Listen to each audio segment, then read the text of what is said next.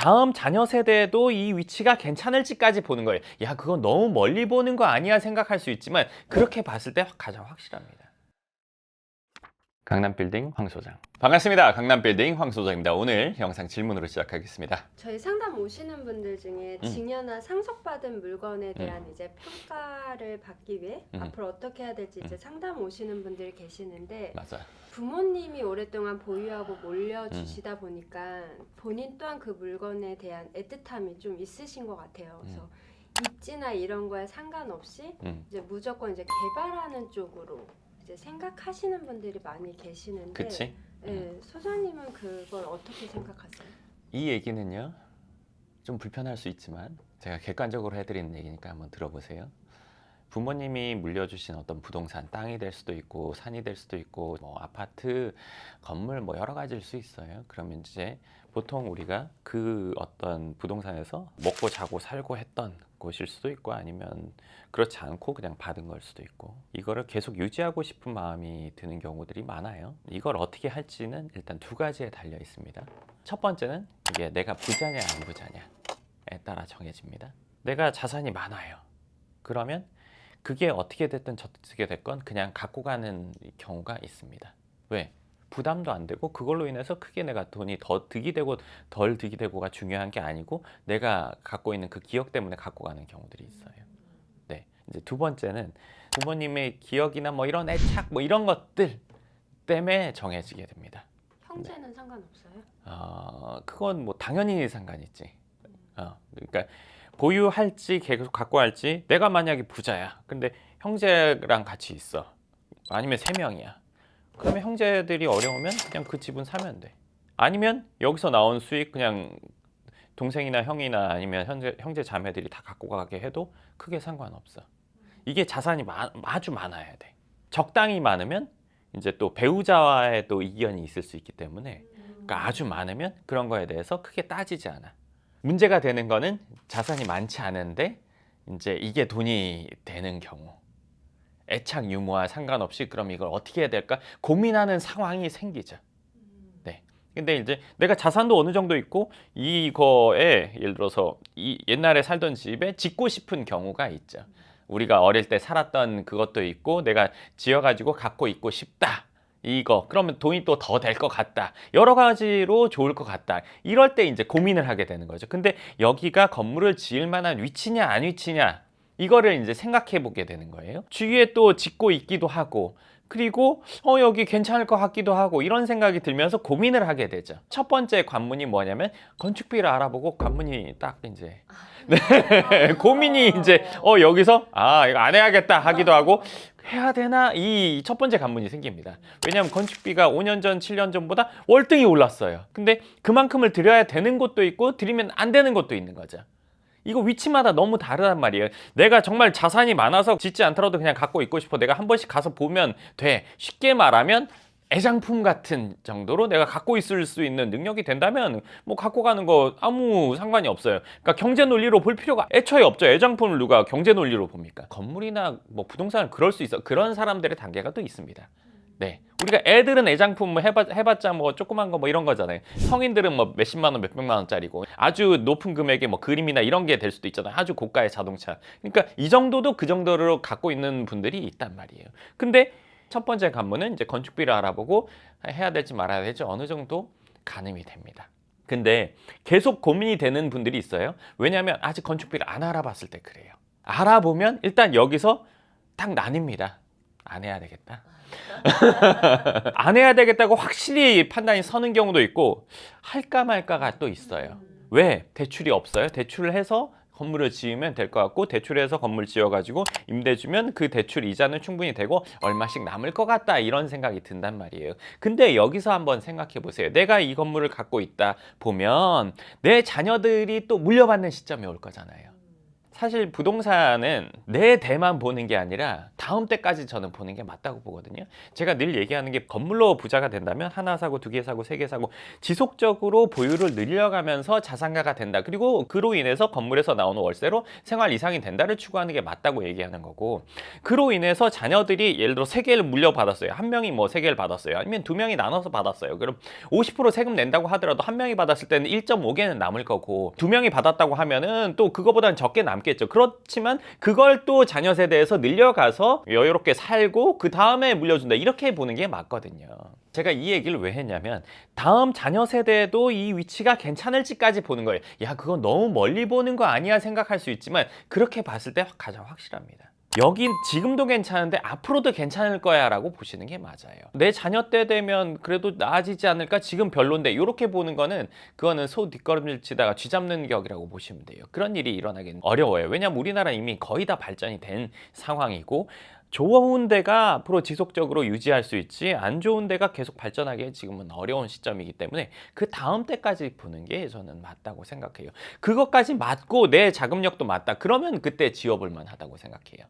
여건상 그렇게 좋지는 않은 것 같아. 그거는 누구한테 물어보냐면요, 내 배우자한테만 물어보시면, 왜냐면은 내가 살았던 집에 대한 애착은 나한테 있지 내 배우자는 그렇게 있진 않거든요. 네. 그렇기 때문에 이제 물론 조심스럽게 얘기하게 되겠지만 물어보면 어느 정도 객관적인 얘기를 들을 수 있어요. 그렇게 물어보면 적어도 아닌 것 같은 건 판단이 쓰실 거예요. 물론 내가 그 일을 함으로써 무조건 돈을 벌게 되는 분들한테 물어보면 안 돼요. 네. 건설업체나 설계하시는 분들한테 물어보면 그렇게 되면은 무조건 득이 되는 이권관계가 엮여 있기 때문에, 그렇게 물어보면은 그거는 판단하는 거에 도움이 안 되고 무조건 해야 되는 거니까요. 그게 아니라 이제 그거와 크게 상관이 없는 누군가에게, 제3자에게 물어봐야 돼요. 그래도 조금은 객관적인, 배우자가 조금 그런 역할이 되긴 하거든요. 잘 됐을 때 득도 있지만 잘 안 되면 손해도 있잖아요. 근데 여기에 꼭 해야 되는지는 사실 건물 위치를 봐야 돼요. 네, 위치를 보지 않고 해야 된다 만다, 이거는 사실 판단할 수가 없어요. 그리고 이제 상속이나 증여에 대해서 제가 좀 부연 설명을 해드리면, 이거는 이 얘기가 사실 불편할 수 있거든요. 당사자들한테 그럴 수 있어요. 받을 것도 없고 줄 것도 없는 분들은 이건 상관이 없죠. 부모님이 자산이 있어요, 아니면 내가 자산이 있어요, 내가 물려주려고 해요, 아니면 내가 받아야 돼요. 이 상황에서 잘 생각해 보세요. 세상에 공짜는 없다고 하잖아요. 그렇죠? 부모 자식 간에 공짜가 있잖아요. 부모님 나한테 안 주면 누구한테 줘? 당연히 나한테 줘야지. 그냥 가만히 기다리는 거죠. 네, 기다리는 거 말고 하는 건 없잖아요. 그쵸? 기다리는 그 모습이 부모님이 봤을 땐 어때요? 썩 좋진 않겠죠? 그러면 나중에 내가 줄 때 되면 나도 그런 상황을 보게 되겠죠. 저는 이렇게 생각해요. 돈에는 공짜 없고 뭐든지 공짜는 없다고 하지만 부모 자식 간에 그런 것들이 뭐 애정에 의해서 뭐 당연히 있잖아요. 인간 세상에 당연히 있는 건데, 적어도 성인 이상이 됐다고 치면 내가 받게 될 거라든지 아니면 그 기대하는 뭔가에 대해서 그만한 효용을 드려야 된다고 생각해요. 금전적으로 꼭 드려야 된다, 이 얘기를 하는 건 아니에요. 그게 금전적으로 어느 정도 됐던, 감정적으로 어느 정도 됐던, 내가 케어하는 뭐로 됐던 뭔가의 부분에서 부모님이 그 만족감을 느껴야 된다고 생각을 해요. 그만큼 했을 때 내가 받는 것도 어떻게 보면 가치 있는 거고, 그리고 그걸 보는 누군가가 이걸 알게 되는 거고, 그리고 주는 입장이라고 생각하면 무조건적으로 주는 거는 그 받는 사람이 사실 독립하지 못하게 하는 경우가 많더라고요. 그런 경우에는 거의 이 사람이 자기 능력을 키우거나 발현하기가 어렵고 지속적으로 성장 내지는 그 상황을 유지하기도 어렵더라고요. 뭐 사람이 성인이 되고 자기의 몫을 해나가면서 능력을 키워갈 그 타이밍이라는 게 있단 말이에요. 뭐 20대부터 늦어도 뭐 30대 초중반 안에는 본인의 능력을 발현을 해야 된단 말이에요. 그리고 나서 그 발현된 능력을 조금씩 지속 발전하거나 아니면 그 능력 그대로 쭉 살아가는 경우가 많단 말이죠. 예를 들면 우리가 수학을 초, 중, 고 배웠어요. 지금 고등학교 수학 기억나는 사람 거의 없을 거란 말이에요. 중학교도 가물가물해요. 초등학교 때는 배웠던 건 알죠? 왜? 매번 쓰니까. 어떤 학 능력을 평생 쓰는 게 있고 아무리 배워도 그 뒤에 안 쓰는 거 있단 말이에요. 사람의 능력도 20대에서 30대 초중반까지 길렀던 그 능력이 그 뒤에 쭉 가는 것 같아요. 제가 지금까지 본 건 그래요.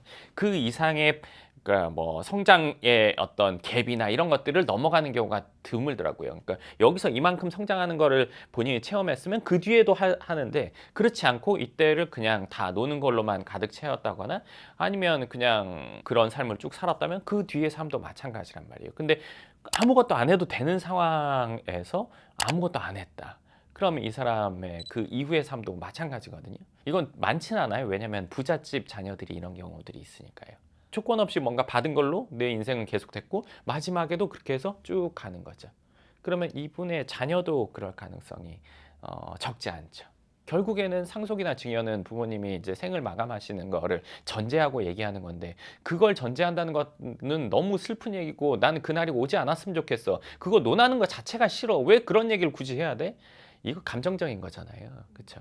감정적인 걸로 인해서 현실을 외면할 수는 없잖아요. 그 생각에 부모님을 대한다고 치면 그만큼 잘하면 되잖아요.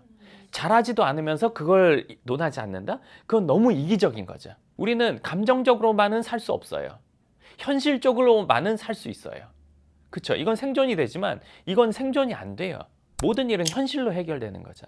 감정 교류로 인해서 진짜 우울증 걸릴 것 같은 것도 치유되고 뭐 이런 건 있어요. 물론 이걸 무시하자는 얘기는 아니에요. 이 두 개는 합쳐져야 된다는 얘기예요. 감정적으로 있을 일들에 따라오는 현실적인 일들까지 감안해서 어떤 행동이나 상대를 대하는 걸 정해야 된다는 거예요. 근데 이것만 치중해서 이걸 무시하고 논하지 않겠다. 이거는 사실은 현실 외면이죠. 주는 분도 똑같아요. 무조건적으로 주다 보면 사람이 얘가 그런 효용을 주지 않으면 기분 상하고 날짜를 차일피일 미루고 어쩔 수 없을 때까지 이렇게 하려고 할 수밖에 없어요. 그렇죠? 어릴 때나 재롱 피우기만 하고 존재만으로 즐거운 거잖아요. 행복한 거고. 컸는데 삐딱하면 꼴 보기 싫은 게 사람 마음이에요. 물론 인륜으로 엮여져 있기 때문에 그렇게 하진 못하죠. 천륜으로 엮여져 있기 때문에 마음에 안 들어서 그런 거예요, 그냥. 네. 너가 하는 게 뭔데 이 얘기는 못 하죠. 부모님 입장에서. 야, 네가 나한테 뭘 하는데 내가 이걸 빨리 주고 싶겠냐? 얘기를 못 하는 거예요. 왜? 사이가 더 틀어질까 봐. 네. 여기 입장은 지금까지 그냥 계속 주다가 왜 계속 더 안 줘? 이 상황 되기 전에 그 나이 때 20대, 30대 초중반에 본인 능력을 발현할 수 있게 해줘야 돼요. 너무 의존적으로 되면 아예 할 생각을 안 해요. 그 전에부터. 그 록펠러 아들이 엄청 뭐 막 돈을 시원시원하게 쓰다가 아버지한테 그랬대잖아요. 아빠는 왜 이렇게 짜요? 그랬더니 너가 갖고 있는 아빠 같은 아빠가 없다. 그 얘기를 했대잖아요. 그러니까 쓰는 능력만 있고 버는 능력이 없으면 아무리 많은 돈을 줘도 여기는 사기당하고 쓰다가 없어지는 거죠. 그러니까 이제 이 분들이 원하는 게 적어도 사회생활, 직장생활 하는 자녀를 만들고 싶어 하는 거. 내지는 적어도 본인 소득으로 생활을 하면서 조금만 모자라서 내가 주면 한 번에 안 까먹고 쭉 생활을 유지하게 할 수 있는 상황을 만드는 거를 생각한단 말이에요. 왜 그러겠어요? 금전이나 아니면 경제적인 부분에는 대가가 있다는 걸 분명히 알아야 되는 거고 내가 뭔가를 받기 위해서는 그만한 효용을 줘야 된다는 거에 대해서 인식을 해야 된다는 거예요. 넌 감정도 없냐고 생각할 수 있지만 감정이 있고 따뜻하다면 그걸 더 생각해야죠. 왜 공짜로 받을 생각을 해요? 조건 없는 사랑이라고 해서 조건이 없다고 해도 내가 그 이상을 줄 생각을 해야 이게 사랑인 거지. 그럼 받기만 한다는 거는 그거는 이기적인 거잖아요. 상속증여라는 게 어떻게 보면 기본적으로 관계에 의해서 생각하게 되는 거고 그 다음에 관계가 얼마나 튼튼하고 건강하냐에 따라서 생각하는 게 달라진단 말이에요. 그러면 그거는 기본적으로 기브앤테이크를 생각하지 않을 수가 없어요. 금전적이든 아니면 뭐 만족감이든 뭐가 됐던 간에 그런 부분이 서로 어느 정도는 플러스 마이너스가 맞아져야 된단 말이에요. 물론 뭐 자녀에 대한 애착이 엄청 많으신 분들은 무조건적으로 주시기도 하고 그런 것들을 많이 봤어요. 저도 많이 봤지만 근데 그게 결국 자녀 삶에 도움이 안 되더라고요. 네, 경제 무능력자가 되는 경우가 많죠. 사업병에 걸려서 이거저거 하다가 뭐 사장놀이만 하다가 다 깨먹는 경우. 요즘에는 이런 경우가 아마 과거보다는 적을 것 같아요. 요즘에는 교육을 신경 쓰는 경우가 많으니까. 근데 과거에도 그랬거든요. 근데 무조건적인 이런 지원이나 그런 상속에 대한 생각을 감정적으로만 갖는다는 거는 저는 한번 다시 생각해 보셔야 된다고 생각해요. 이게 주는 입장이든 받는 입장이든 지금 영상 보시는 분들 중에는 양쪽 입장에 있으실 거란 말이에요. 그러니까 그거 생각을 한번 다시 해보세요. 지인이나 친구다 후배다 하면은 더 현실적으로 얘기할 텐데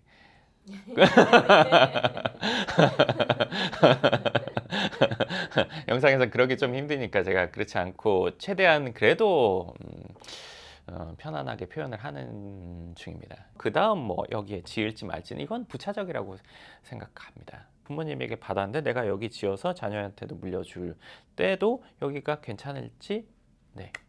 이 건물이 없어도 이 자리가 괜찮을지까지 생각해야죠. 왜? 시간 지나면 건물은 영원에 수렴하니까요. 네. 모르겠다. 그러면 이제 누군가에게 물어봐야죠. 확실한 사람에게.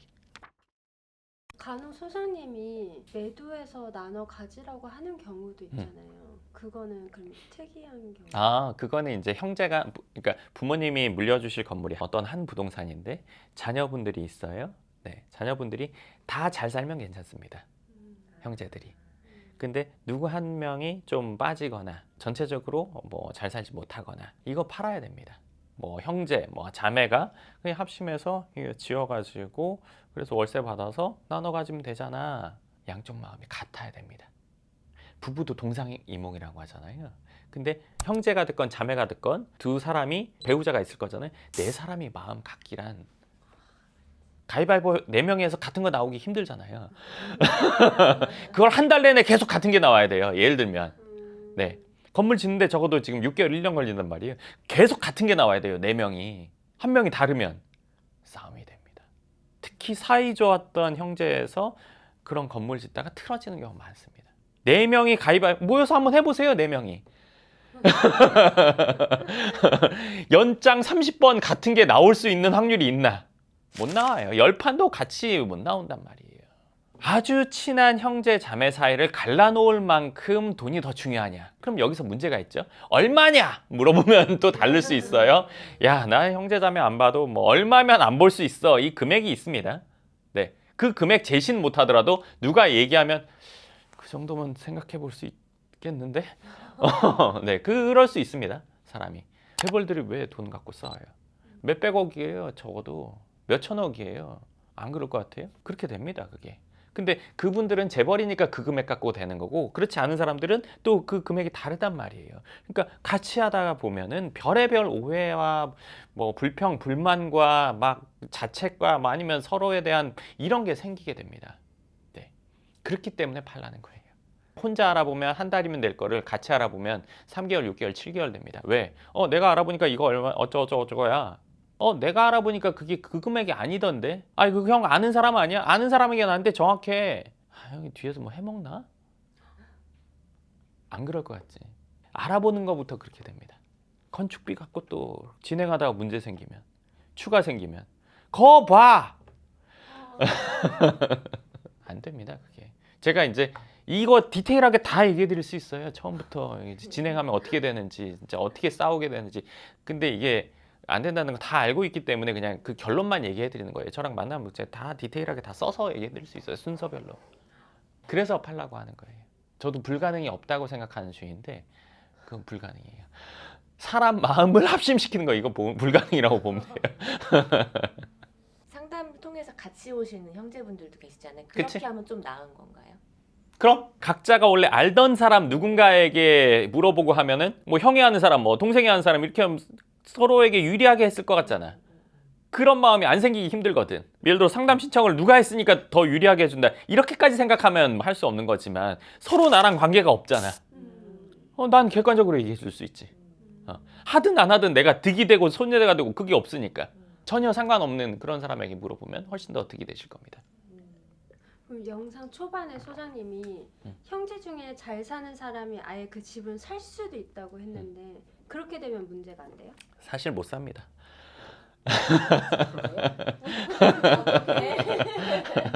그거 왜 못 사? 시세 얼마니까 사면 되잖아. n분의 1로 나눠서 지분대로 해가지고 곱하기 해가지고 사면 되잖아. 시세 얼마인데요? 누가 정해주냐고. 내가 알아보니까 얼마고 내가 알아보니까 얼마야. 그 합의해야 되는 금액 차이가 1, 200, 2, 300 뭐 이 정도면 당연히 합의가 되죠. 4, 5천? 한 1, 2억 된다고 봐. 합의가 안 됩니다. 그러니까 그 왜 기획부동산에서 막 크게 해가지고 막 몇백 조각 해가지고 하는 이게 아무 재산 행사가 안 되는 거죠. 애초에 받을 때부터 몇 대 몇으로 하고 몇 년 뒤에 팔아가지고 이렇게 한다. 이게 정해지지 않고 받고 나서 그거를 나중에 정해보자. 이게 어렵습니다. 네. 팔게 돼. 그래서 이 감정이 들어가서 어려운 거죠. 그것도 결국 돈 돈이 들어가서 감정과 돈이 같이 엮여 있으니까 사실은 그렇지. 그게 이제 근데 줄 서 있는 거 양보 한번 할 수 있잖아. 나도 할 수 있어. 근데 양보하는 게 1억이다. 양보가 안 된다니까 그게. 형제 자매라도 양보가 안 된다니까. 그래서 이제 그런 경우에는 한 사람이 월등히 잘 살아도 그냥 다 그냥 해준다고 하고 그거에 대해서 마음을 아예 그냥 넓게 가져야 돼. 그러면은 그런 게 안 생겨. 강남빌딩 황 소장. 네, 좋습니다. 그래서 오늘은 이제 본인이 부모님에게 내지는 형제자매들이 부모님의 건물을 받았는데 이걸 지을지 말지 이거에 대한 판단인데 이거는 사실 안 지어야 된다는 거는 배우자를 통해서 일단 판단할 수 있다는 거. 그리고 이제 꼭 지어야 된다는 이거는 뭐 그 관련되지 않은 누군가에게 물어봐야 된다는 거. 그리고 이제 상속 증여를 할 때 주시는 분과 받는 사람이 어떤 마음은 적어도 기본적으로 가져야 된다는 거. 그걸 기반하에 이제 감정적인 걸 플러스해야 되는 거지. 감정 기반으로 뭔가를 생각해서는 서로 서운한 상황이죠. 그 부분 한번 잘 생각해 보시면 좋을 것 같습니다. 네, 좋습니다. 그럼 오늘 영상 여기까지 하고 또 다음 영상에서 뵙겠습니다.